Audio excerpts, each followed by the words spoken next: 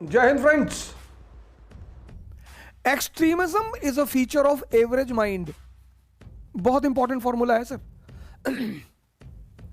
Extremism is a feature of average mind. whenever you go to the extreme extent, extremism is a feature of average mind. लोग जय श्री राम बोलते हैं, कभी आपने सुना किसी को जय श्री लक्ष्मण बोलते हुए? भगवान वो भी है, लेकिन लक्ष्मण जी एक्सट्रीमिस्ट हैं। दोनों लोग लंका जा रहे हैं, समंदर सामने पड़ा, रामचंद्र जी ने हाथ जोड़ लिया। When you have power and you respect protocol, you become great. Whenever you have power and you respect the protocol. मैं तो बहुत सारे लोगों से मिलता हूं, तो उनको पावर चाहिए शो करने के लिए। Power is to serve. Power का ये सबसे बड़ा प्रिंसिपल है, पावर इज टू सर्व। जो सर्व कर रहे हैं वो भगवान बन गए, जो मिसयूज कर रहे हैं वो शैतान बन गए, पर पावर दोनों के पास है। हम क्यों प्रभु राम कहते हैं? भगवान है या तो ग्राम प्रधान, उसका लड़का बोलेरो पे ऐसे हाथ उल्टा करके खड़ा है कि पापा प्रधान है, तो विधायक हो गए तो वो आसमान में छेद करने पे तैयार है। किसी के फादर मिनिस्टर है, वो तो कायदे से बोलता ही नहीं।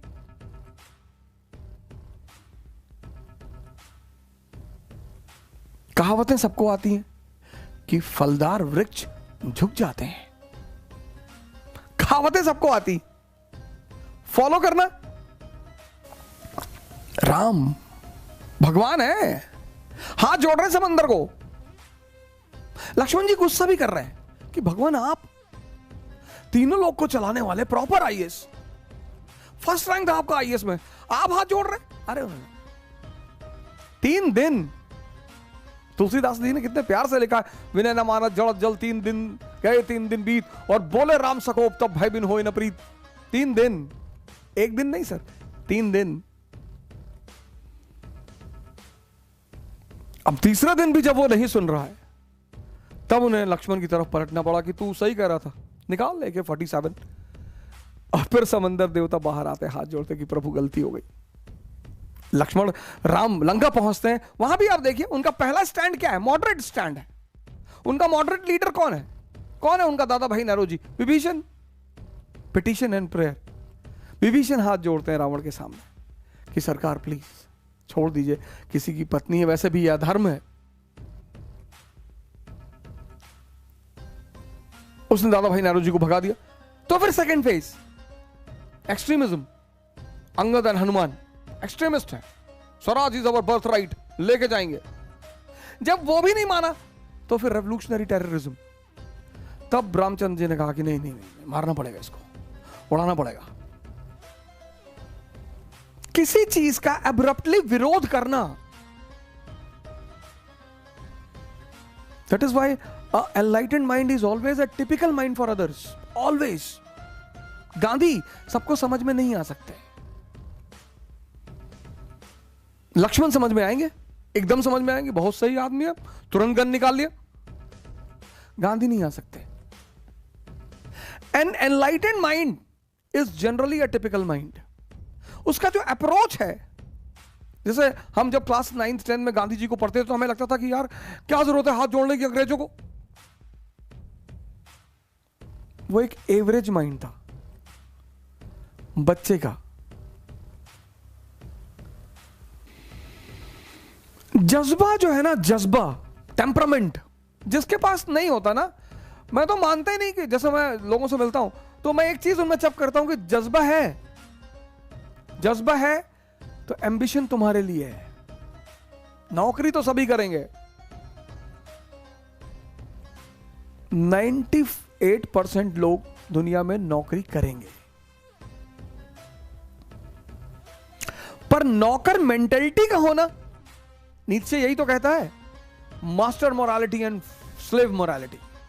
फेडरिक विलियम नीचे कहता दुनिया में 2 ही तरह के लोग हैं, मास्टर मोरालिटी, और गुलाम भी है ना तो अदा रहेगी उनके अंदर। एक टाइम बीइंग के लिए गुलाम हो सकता है, मेंटेलिटी नहीं चेंज होगी, जंगें तो जीती ही जाएंगी सर। और जीत और हार जैसा कुछ होता ही नहीं जीवन में। Life is a game, simple. Life is a game. हमारे जो पहले टीचर रहे, मेरे पिताजी, उन्होंने बड़ी सारी बातें मुझे सिखाई। अक्सर मैं उनका नाम लेता हूं, श्री माता प्रसाद ओझा जी। पोस्ट मास्टर रहे, पोस्ट मास्टर से रिटायर हुए गोंडा हेड ऑफिस से। रिटायरमेंट तो वो हुए वजीरगंज पोस्ट ऑफिस से, लेकिन बड़ी आम सी जिंदगी शुरुआत की, बड़ी कॉमन सी जिंदगी उन्होंने शुरुआत की।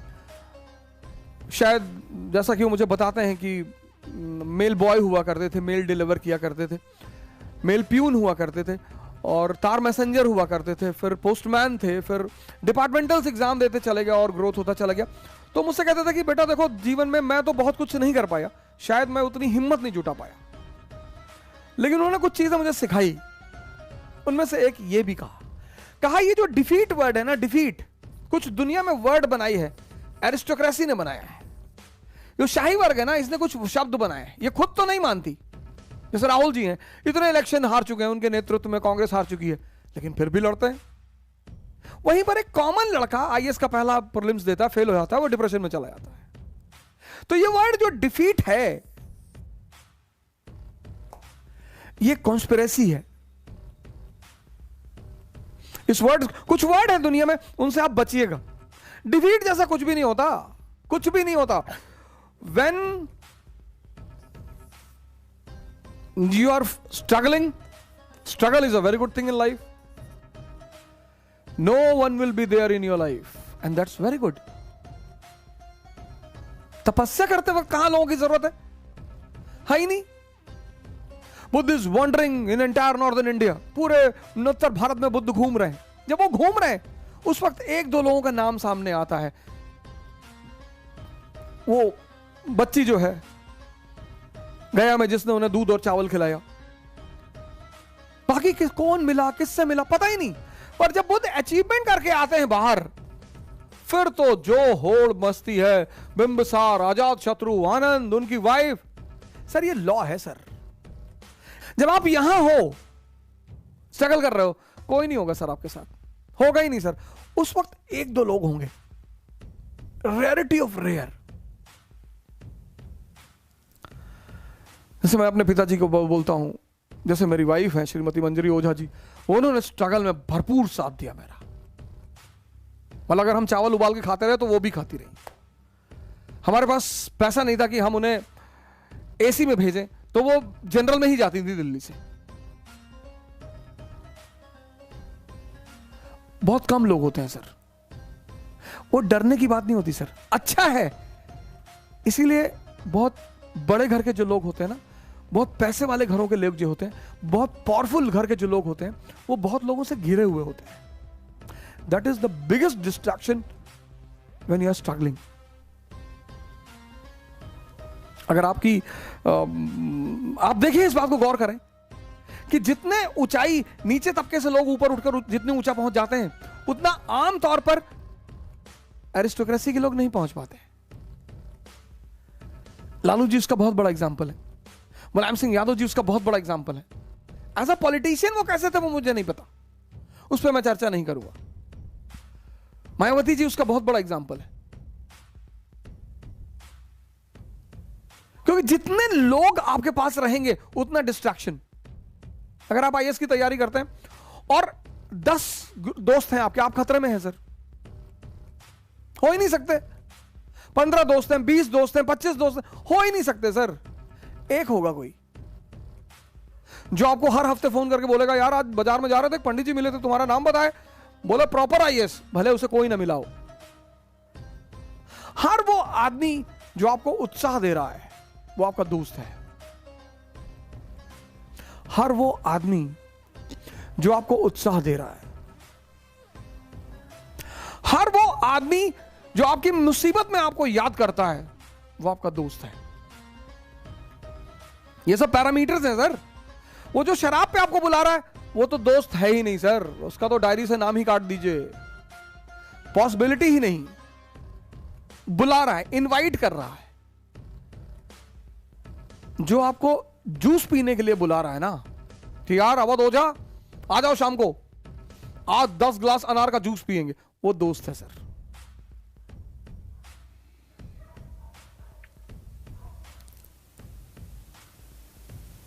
समझना ही तो महानता है सर। डिफीट जैसे कोई चीज नहीं होती sir. It's a word created by aristocracy to confuse common people. उस कॉमन में से जो कोई आदमी से समझने लगता है वो बाहर आ जाता है उससे। अंबेडकर बाहर आ गए, गांधी बाहर आ गए, कलाम बाहर आ गए, लिंकन बाहर आ गए, सब नहीं आ पाते सर। सबको समझ में ही नहीं आता। लोग हंसेंगे मेरे ऊपर, हंसने दो। हम कौन सा मुगल खानदान से हैं कि लोग हंसेंगे तो हमारा कुछ बिगड़ जाएगा। और अगर आप हैं तो फिर आप चिंता करिए, हम तो नहीं थे।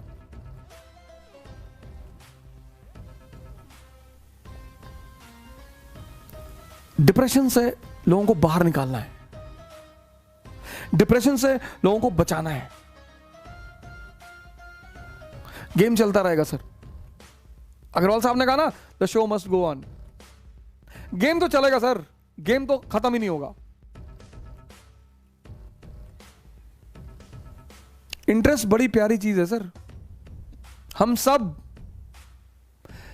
इंटरेस्ट को जानते हैं, समझते हैं, बहुत इंपॉर्टेंट चीज है सर।